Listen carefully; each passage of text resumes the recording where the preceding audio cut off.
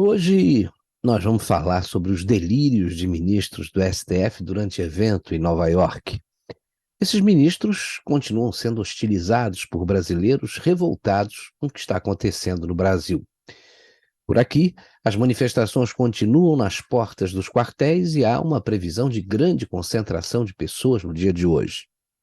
A deputada Carla Zambelli, que está nos Estados Unidos, tentou participar do evento onde estão 6 ministros do STF, mas não teve sucesso. E olha que eles estão lá para falar sobre democracia e liberdade. PGR diz que Moraes violou a Constituição. Esses e outros assuntos estão na pauta do Nas Redes de hoje.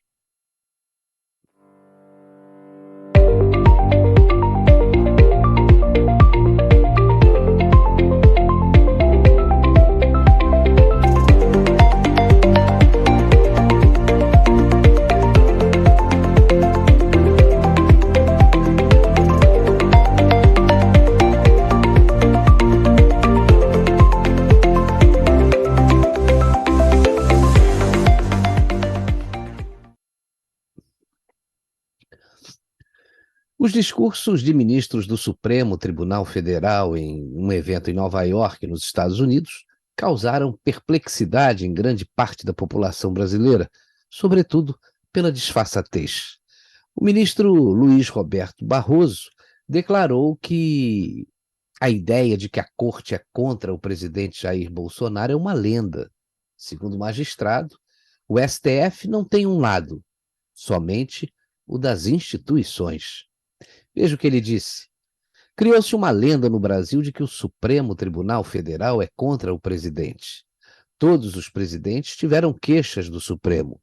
Luiz Inácio Lula da Silva, Dilma Rousseff, Michel Temer. A única diferença é que nenhum deles atacou o Supremo. Nós não temos lado, só o das instituições, disse ele, de acordo com informações da Folha de São Paulo. Eu não tenho nenhuma dúvida de que todos os presidentes do Brasil tiveram seus momentos de incompatibilidade com ministros do Supremo. Mas essas incompatibilidades não chegam aos pés do que aconteceu com o governo Bolsonaro.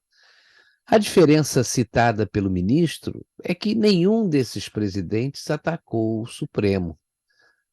Do meu ponto de vista, a principal razão para não ter havido ataques ao Supremo Tribunal Federal é que as decisões proferidas naquelas ocasiões não contrariavam o que dizia a nossa Constituição, ou o que diz a nossa Constituição, né? E o nível dos ministros era...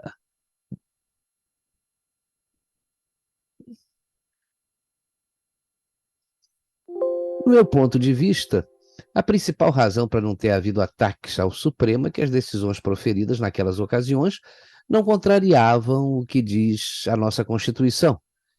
E os ministros do Supremo foram indicados pelos dois presidentes, Dilma e Lula.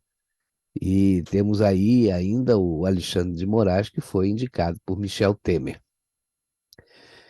Quando o ministro Barroso disse que Lula e Dilma e Temer tinham queixas contra o Supremo, mas que Bolsonaro foi o único que atacou o órgão, eu acrescentaria o seguinte, uma pequena expressão aí nessa fala do ministro.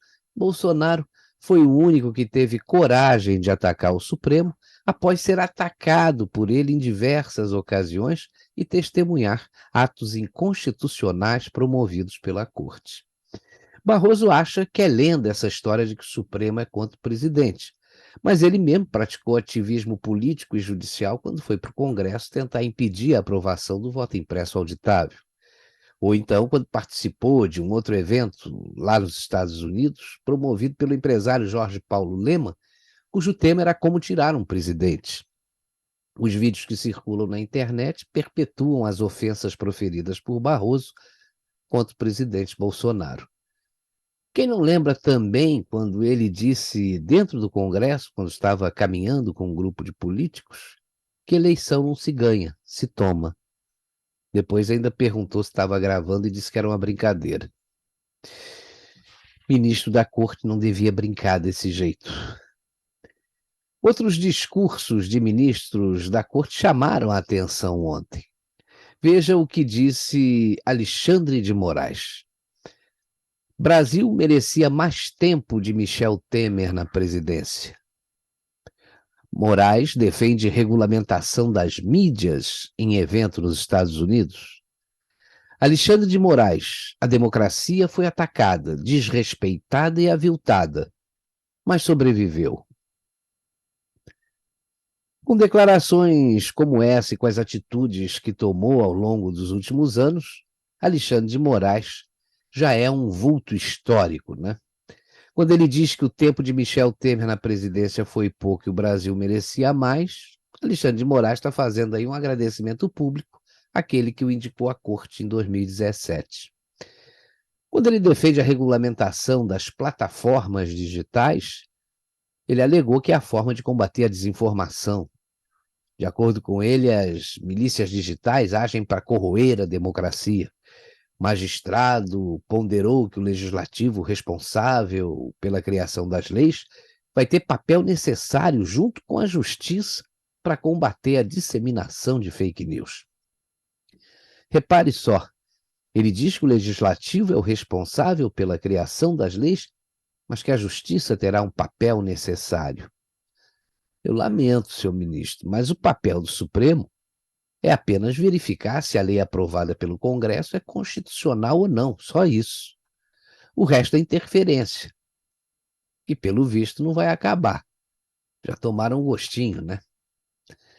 Quando ele afirma que não é possível que nós não tenhamos consciência que a desinformação, discursos de ódio, discursos preconceituosos, discursos agressivos nas redes sociais vão e vêm corroendo a democracia, quando ele fala também que não é possível que as redes sociais sejam terra de ninguém, não é possível que as milícias digitais possam atacar impunemente sem que haja uma responsabilização,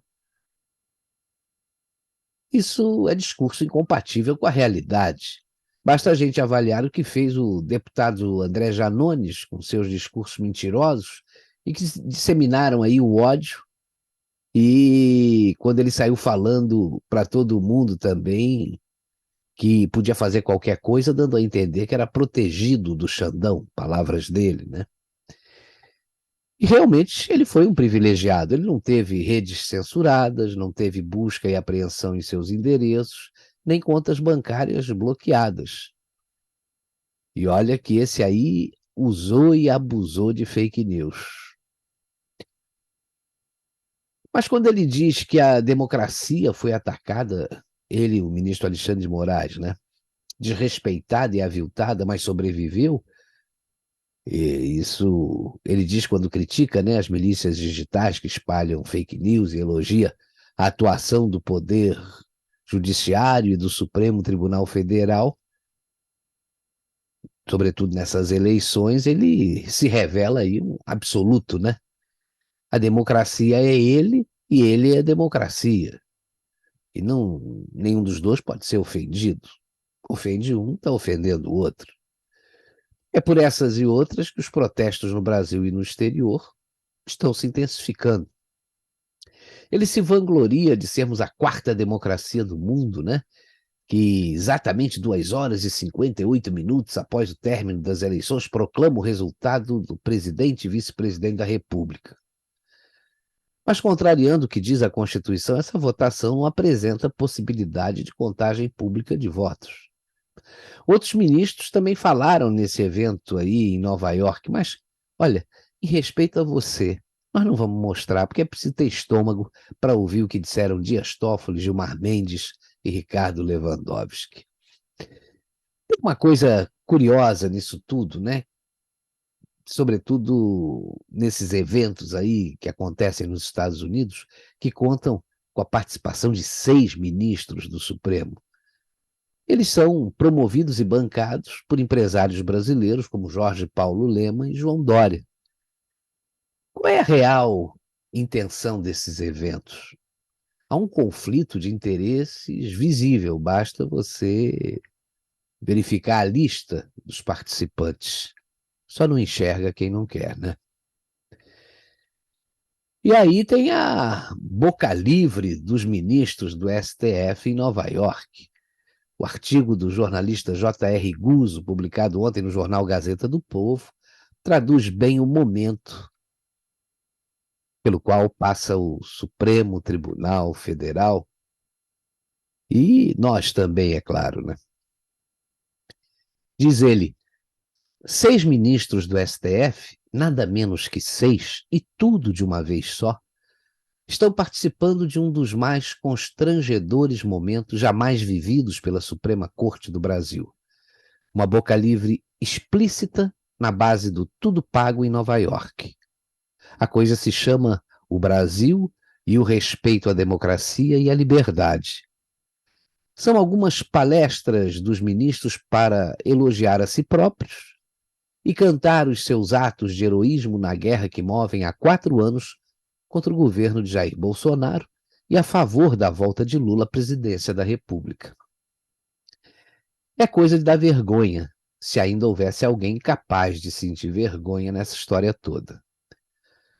Os ministros, muito simplesmente, estão participando de um empreendimento comercial armado pela empresa de eventos do ex-governador João Dória, especializada em vender para grandes empresas cotas de participação em seminários e coisas assim. Não pode. Não é apenas um desastre moral com os ministros se beneficiando de uma viagem para Nova York com acompanhante e bandos de seguranças. É contra a lei, que veda aos magistrados brasileiros a participação em atividades de cunho lucrativo. Mas quem é que se preocupa com a lei no STF de hoje? O piquenique internacional Dória Supremo é um desses momentos, cada vez mais frequentes em que os juízes do STF se mostram como aquilo que realmente são, pequenos chefes ou chefetes de república bananeira que fazem cara de primeiro mundo civilizado e são apenas um caso de subdesenvolvimento que não tem cura. O evento é em Nova York, mas as palestras são em português. O apresentador contratado é brasileiro, a plateia também, ou seja, todos poderiam perfeitamente ficar por aqui mesmo para ouvir os manifestos de suas excelências. Mas peixe gordo de terceiro mundo nunca resiste a esse tipo de festa na laje. De mais a mais, as empresas que pagaram o passeio dos ministros ficam prontas a lembrar, caso tenham amanhã alguma causa no STF, amanhã ou hoje mesmo, né, que foram elas que permitiram a festa. É uma coisa grosseira. Passa na cabeça de alguém que magistrados das Cortes Supremas de alguma nação séria desse mundo aceitem participar de um negócio como esse?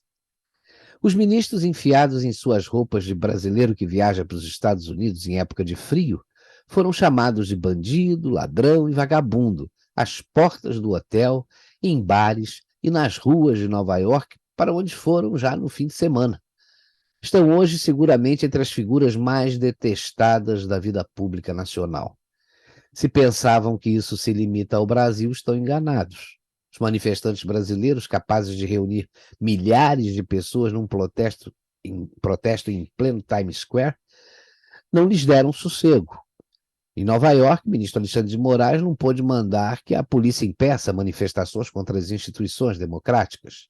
Ninguém lá entendeu também que diabo uns juízes brasileiros estariam fazendo na sua cidade, porque não ficam no Brasil.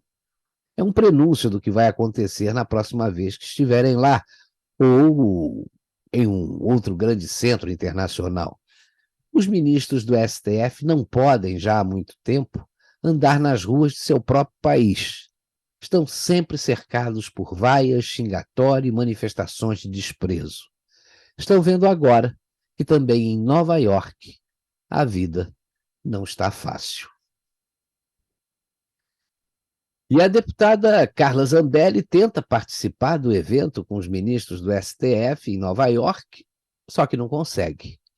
A deputada federal Carla Zambelli disse que tentou comparecer de algumas formas, incluindo a tentativa de obter convites, mas já tinham acabado. O que ela queria era basicamente marcar posição.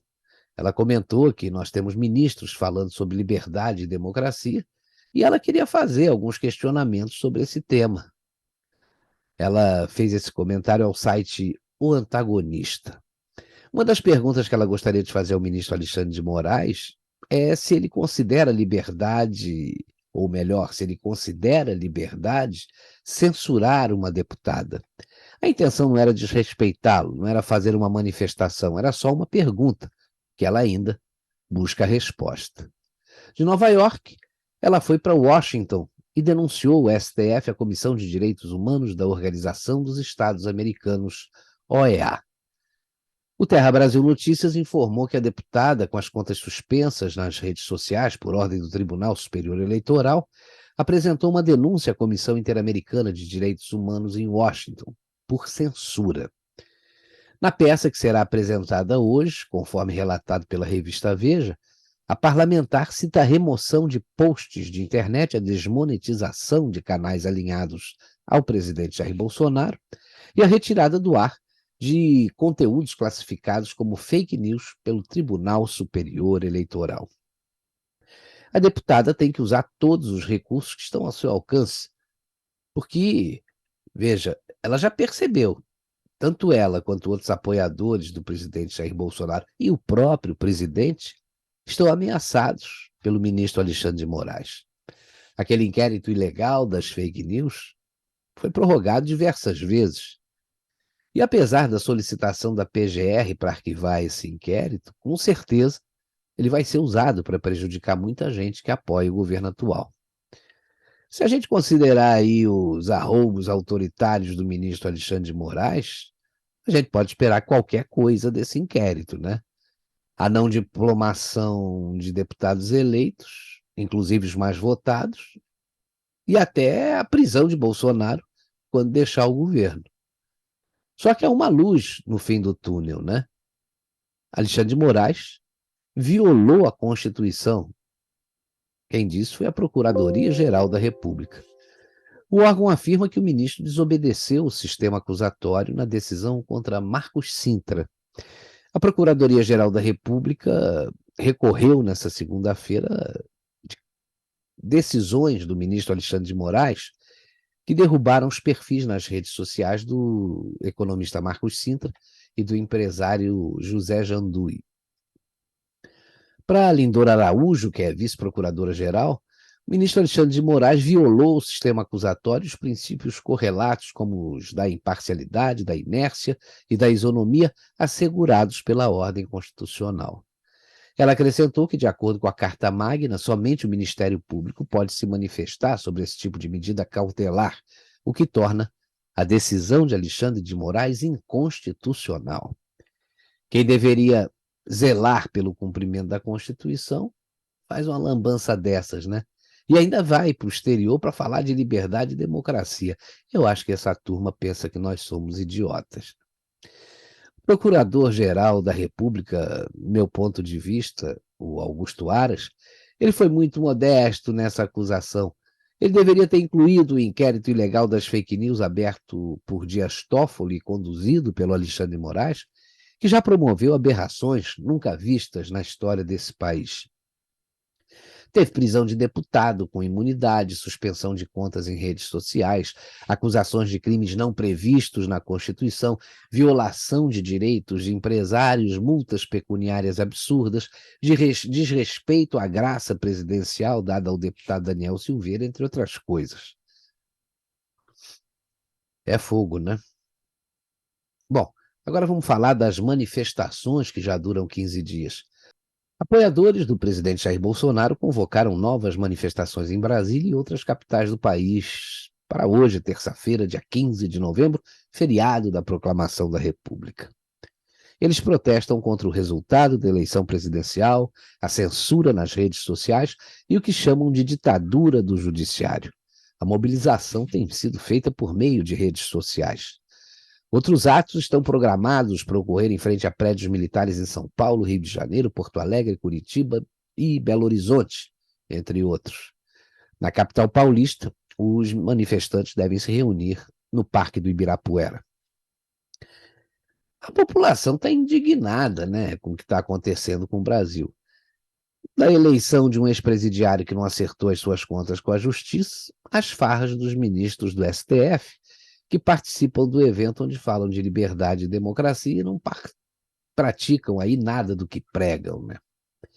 Esses discursos colocam muito mais gasolina na fogueira da indignação das pessoas. E nós encerramos o Nas Redes de hoje com uma foto sensacional, que faz uma alusão aí aos ministros do STF. Olha aí, ministros do Supremo no Brasil e em Nova York, em um bom dia.